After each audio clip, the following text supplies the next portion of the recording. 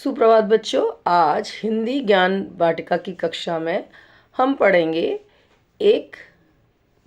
पाठ 17 मूर्ख बिल्लियाँ।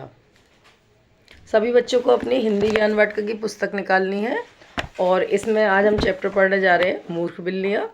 बच्चों, ये जो कहानी है ये बहुत ही फेमस कहानी है, या हम कह सकते हैं हिंदी में बहुत ही प्रचलित कहानी है और आपने इसको बहुत सुना होगा, टीवी में भी आपने देखा होगा ये। लेकिन आज क्या ख़ास बात है कि ये जो आप कहानी आज आप पढ़ने जा रहे हैं ये कविता की शक्ल में पढ़ेंगे, तो इसको फिर याद करना भी बड़ा इजी होगा। क्यों होगा?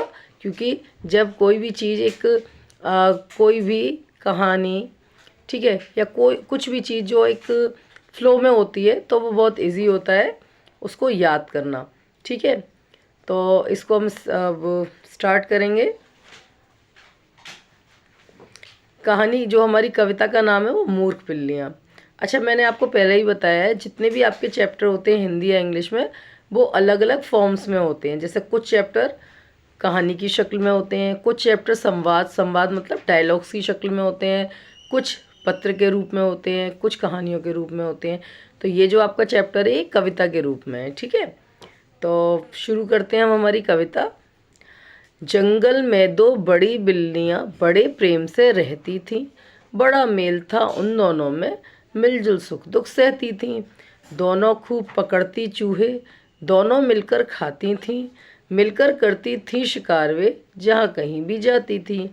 एक बार वे दोनों मिलकर रोटी एक चुरा लाईं। बंटवारा करने बैठी तो झगड़े की नौबत आई। गुजर रहा था उसी राह से बंदर एक बड़ा मक्कार। बोला झगड़ रही क्यों बहनों, रगड़ा झगड़ा है बेकार। लाओ मैं बंटवारा कर दूं, दोनों भाग बराबर कर दूं। तौल तराजू के परणों में अच्छा न्याय तुम्हारा कर दूं। लगा तौलने बंदर रोटी, जो हिस्सा भी भारी पाता। उससे टुकड़ा तोड़ बड़ा सा, बंदर खुद ही चट कर जाता। इसी तरह से चटकर डाली बंदर ने खुद रोटी सारी। मूर्ख बिल्लियाँ रही देखती, उनकी गई अकल सब मारी। बच्चों, वैसे तो ये चैप्टर की जो ये कविता है ये बहुत ही सरल भाषा में है, लेकिन एक बार मैं इसको एक्सप्लेन कर देती हूँ। जंगल में दो बड़ी बिल्लियाँ बड़े प्रेम से रहती थीं, यानी कि एक जंगल था जिसमें दो बिल्लियाँ थीं और वो बहुत प्रेम से रहती थी। उन दोनों में बड़ा मेल था, उन दोनों में मिलजुल दुख सुख सहती थी। उन दोनों में बहुत ज़्यादा प्यार था, इसीलिए वो जो भी सुख या दुख होता था, यानी कि उनके संग कुछ अच्छा होता था या कुछ बुरा होता था, तो वो दोनों एक साथ उसको एंजॉय करती थी, कह सकते हैं हम। दोनों खूब पकड़ती चूहे, दोनों मिलकर खाती थी। दोनों चूहे भी पकड़ती थी और फिर उसको मिलजुल कर खा लेती थी। मिलकर करती थी शिकार वे, जहाँ कहीं भी जाती थी। एक बार वे दोनों मिलकर रोटी एक चुरा लाईं। जहाँ पर भी वो जाती थी मिलजुल कर वो शिकार करती थी, लेकिन एक बार क्या हुआ, वो एक रोटी चुरा कर लाईं और बंटवारा करने बैठी तो झगड़े की नौबत आई। और जब वो बंटवारा करने बैठी तो क्या हुआ, उन दोनों में अचानक से झगड़ा शुरू हो गया। यूजुअली नहीं होता था बट उस दिन हो गया। गुजर रहा था उसी राह से बंदर एक बड़ा मक्कार। जब वो लोग झगड़ रही थी रोटी के लिए तो क्या हुआ, उसी राह मतलब रास्ते, उसी रास्ते से एक बंदर गुजर रहा था। बोला झगड़ रही क्यों बहनों, रगड़ा झगड़ा है बेकार।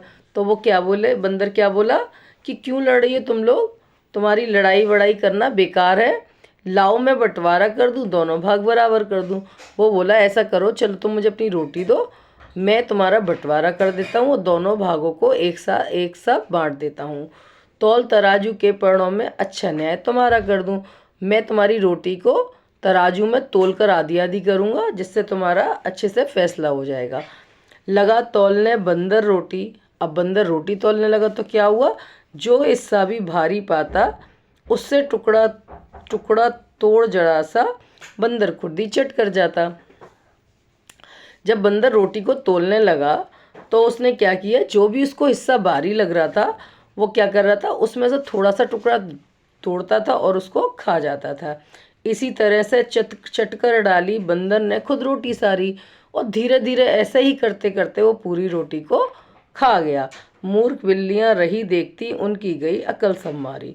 और फिर क्या हुआ कि इसी तरीके से जो बिल्लियाँ थीं उनकी रोटी तो पूरी ख़त्म हो गई थी और वो बंदर की शक्ल देखती देखती रह गई, उनको रोटी बिल्कुल भी खाने को नहीं मिली। ठीक है बच्चों, तो अब नेक्स्ट वीडियो में हम इसका बुक पे फोकस करते हुए मैं आपको ये कविता एक बार और पढ़ाऊँगी। आप सभी को ट्राई करना है ये आपको कविता याद हो जाए, और अगर आपको ये कविता याद हो जाती है तो आप इसकी वीडियो बनाकर मेरे पास भेज दें। धन्यवाद।